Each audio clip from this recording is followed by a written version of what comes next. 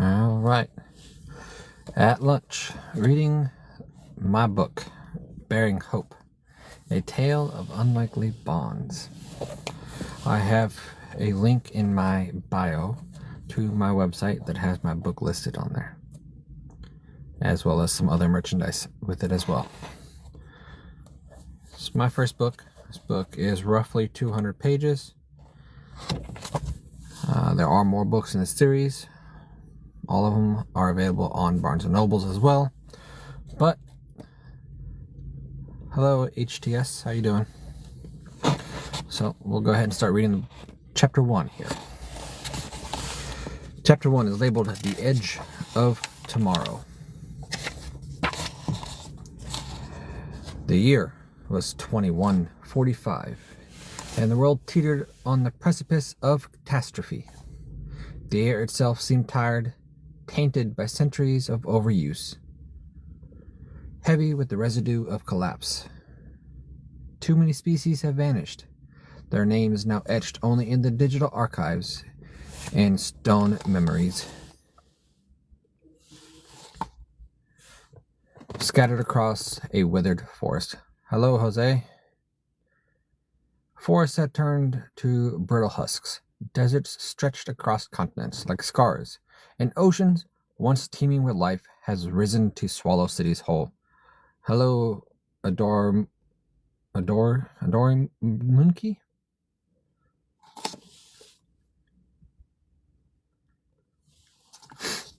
The planet was no longer dying. It was mourning. In what was once the high Arctic, the cold had grown crueler, not from nature's whim, but from imbalance. The wind howled across the tundra like a warning, sweeping snow over cracked ice and the bones of fallen predators. Above it all, Harmony Base stood like an outpost from another world, a polished scar of steel and glass embedded in the flank of a glacier. Hello, pretty. Inside, under the sterile lights of the genetic labs, Dr. George Hadley hovered over a glowing interface. He tapped at the air. His fingers navigated translucent screens suspended in motion. Hello, everybody. How are you doing today? Doing a book reading of my book, Bearing Hope, A Tale of Unlikely Bonds. A link to it is in my bio. A complex tapestry of genetic code shimmered in front of him. Billions of nucleotides forming the blueprint of a creature on the edge of extinction, the harp seal. His pulse quickened as he zoomed in on a cruel gender cluster, checking for anomalies. Every sequence, every protein fold had to be perfect. It has to work, he whispered, voice frayed from it by exhaustion and determination. Everything depends on this. George's reflection looked back at him in the glass, grizzled, wary, but still burning with the same flame that had carried him through the decades of rejection. He wasn't chasing fame or funding anymore. He wasn't chasing redemption. For a species, humanity has failed. For the world he'd inherited, too late to save. For the children who would never know a planet at peace. He turned from the data, crossing the lab with heavy steps. His boots echoed off the polished floor, each stride a mix of purpose and fatigue. Beyond the reinforced windows, the Arctic stretched. Into oblivion, blue shadows cast long across the sea of white. Snow lifted in ghost-like spirals, dancing across jagged ice. Ridges under a pale sky tinged orange with twilight. Hello, everybody. How you doing today? We are reading Bearing Hope. It's the book I created. A link to it is in my bio. If you guys have any questions, please feel free to ask them in the chat, and I will do my best to answer them. As to how I created the book, why I created it, and what the story is about. We are reading Chapter 1 right now. Harmony Base didn't sleep.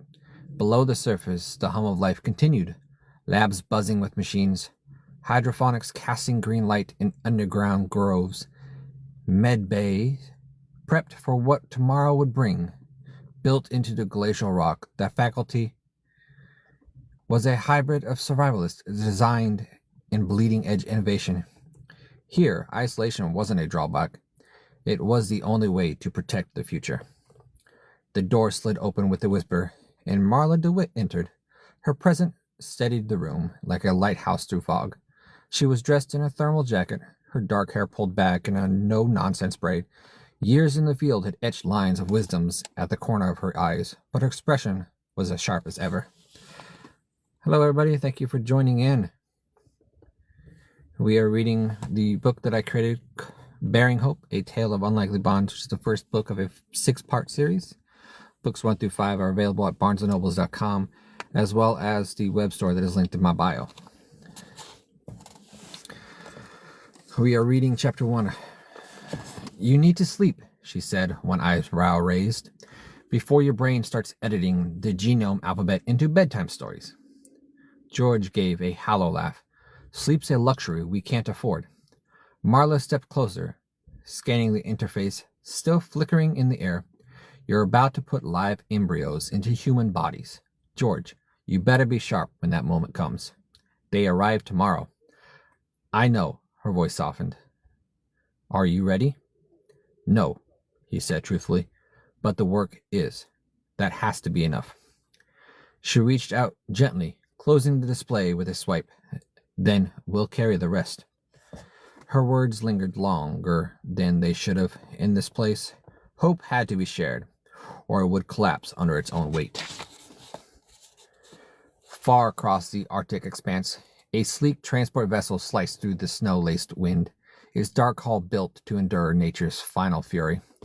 The interior hummed with soft lightning and recycled air, a capsule of warmth in an unforgiving void. Shelby sat stiffly, fingers clenched on her lap. 19 and unyielding, she carried herself like a coil spring, weary and small, but alive with kinetic tension. Her cropped blonde hair framed her pale face, and her blue eyes stared forward, unblinking. She had left behind the ruins of her past with no intention of looking back. The seat across from her creaked as Sydney shifted. The older woman gazed quietly out the frosted window. She was 6 feet of calm force, broad shoulders wrapped in a dark coat, her hands resting on her thighs. Unlike Shelby, she moved with the assurance of someone who had faced fear to learn to live beside it. Neither had spoken since before boarding. How y'all doing? Thank you for joining in. We're reading the book that I created called Bearing Hope, A Tale of Unlikely Bonds. It is a 6-part series. Books 1 through 5 are available at barnesandnobles.com, as well as the link to the web store in my bio. Currently, right now, we are reading chapter 1. If you guys have any questions about the story so far, please ask them in the chat, and I will do my best to answer them. This is something new that I'm trying.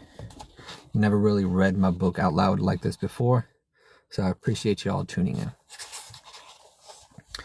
Outside the window, the landscape blurred.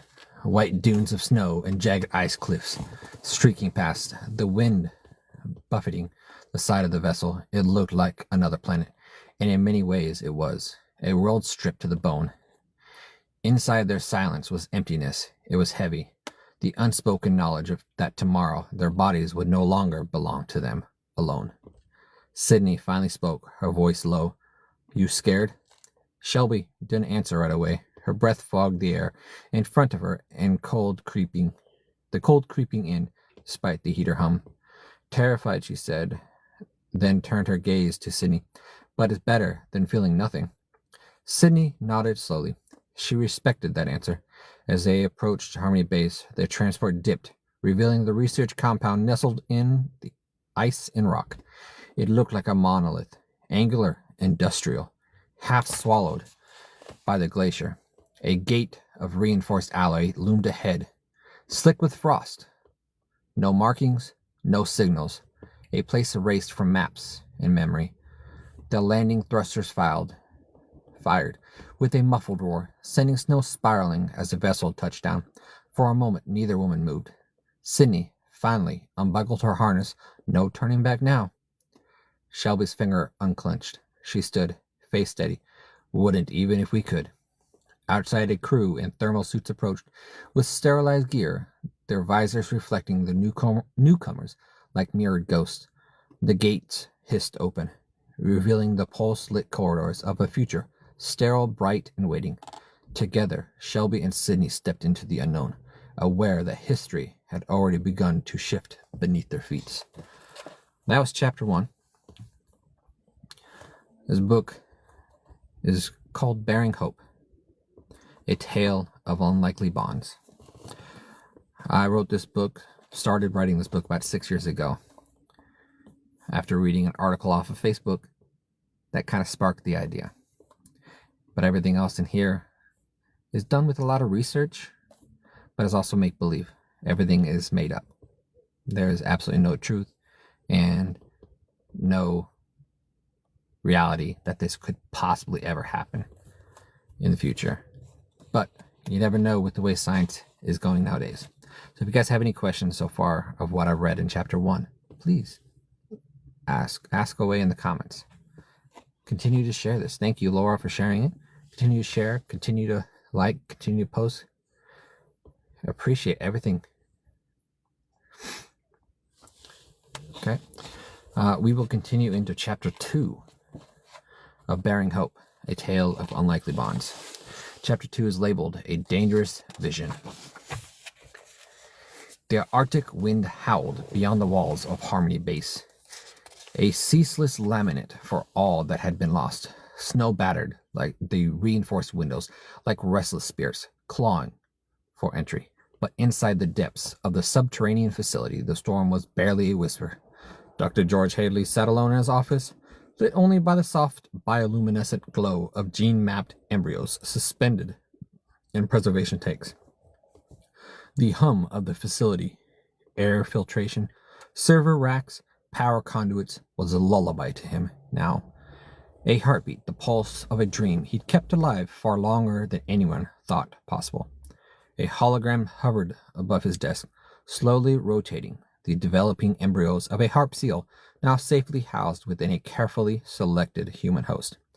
The image was hypnotic in its simplicity, beautiful in its implications.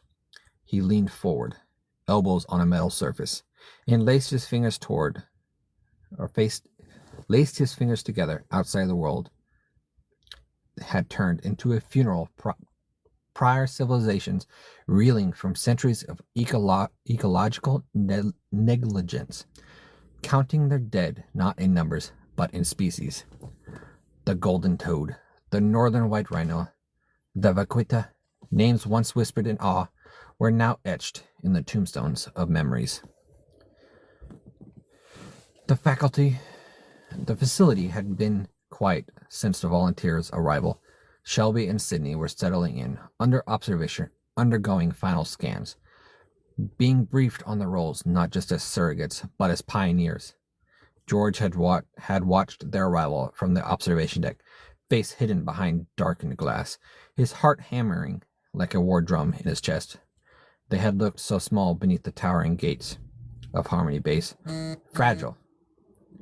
Humans, and yet in their eyes he had seen it, that unspoken resilience, the readiness to endure the unknown. He turned his gaze from the embryo to the framed photograph beside it. His father, Alistar, crouched behind an injured fox. In the Highlands, even after all these years, the old black and white image felt alive. His father's weathered hands, cradling life as though it were the most sacred thing in the world.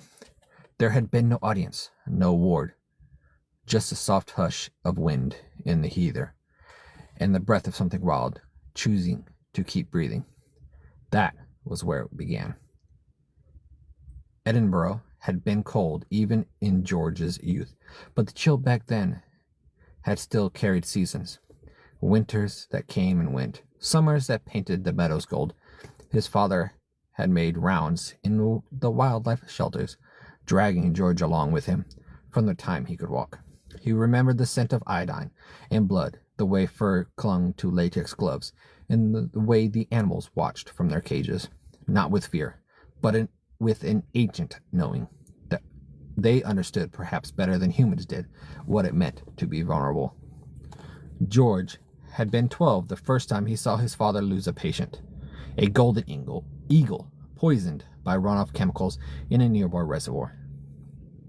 Alistair had cursed softly, stroking